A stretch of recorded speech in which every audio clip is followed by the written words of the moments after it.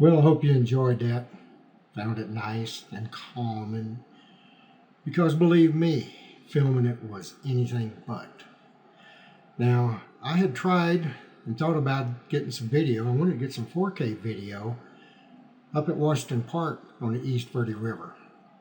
We went up there one day and I got it all set up, and I went about 20 feet and I was a nervous wreck. So I stopped even trying that. A lot more vegetation, a lot more changes in elevation, and I can't follow it and see what's going on. So last Monday afternoon, Linda and I went for a ride up to Verde Glen.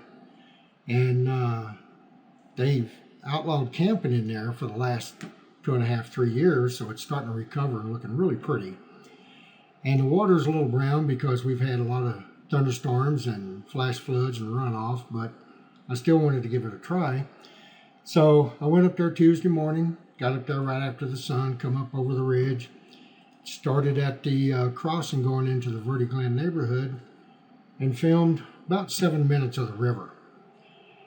And I would follow the drone down as far as I could, and I would stop it, run down, catch up with it, do the next section, and being very careful, and I got some good video.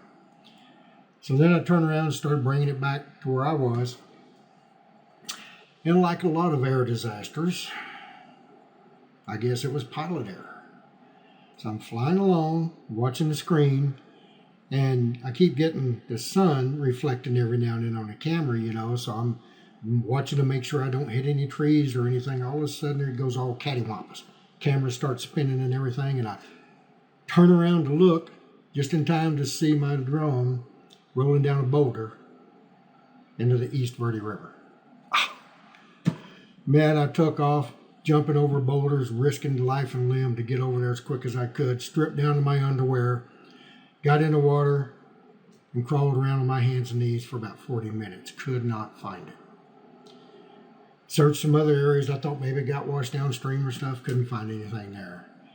So I said, all right, got to go home, get my river shoes, a bathing suit, my metal detector, get Linda to help, come back here. I'm going to find that drone. It's not going anywhere.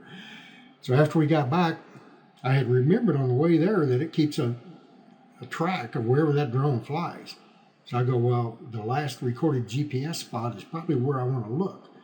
So when we got back to the river, I pulled up the map and went to the last GPS spot, and I was standing right on top of this boulder, but it wasn't the one that I thought it rolled down. It was a different boulder, a little further downstream.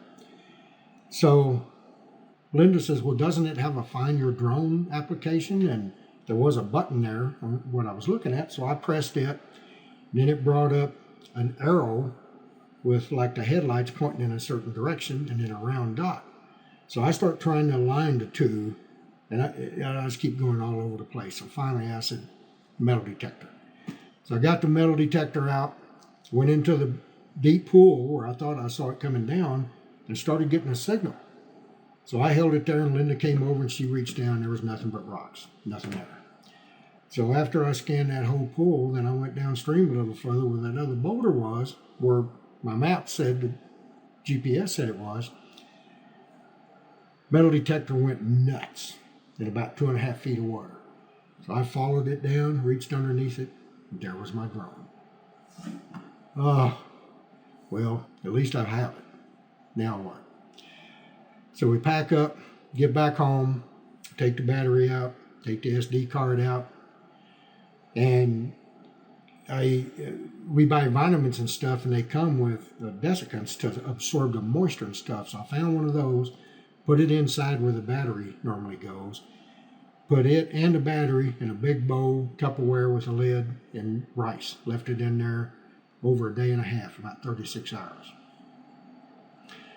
Took it out, plugged the battery into the charger. It blinks all 4 lights 3 times. Blinks all 4 lights 3 times. Well, that's not good. So I got another battery, put it into the drone. Oh, I had to replace some propellers. There were some propellers that got damaged. And when I took it out of the water, the front leg had been folded back, like it had hit something and folded it back. So anyway, I had to replace a couple of propellers, and I took it out, fired it up, took it up in the air, and it worked. Thank God. So the battery, after reading a little further, says that if they get immersed in water, they get contaminated, they're not going to work. So at the worst, it's going to cost me another battery. But it was a learning lesson, and I hope you enjoyed the video.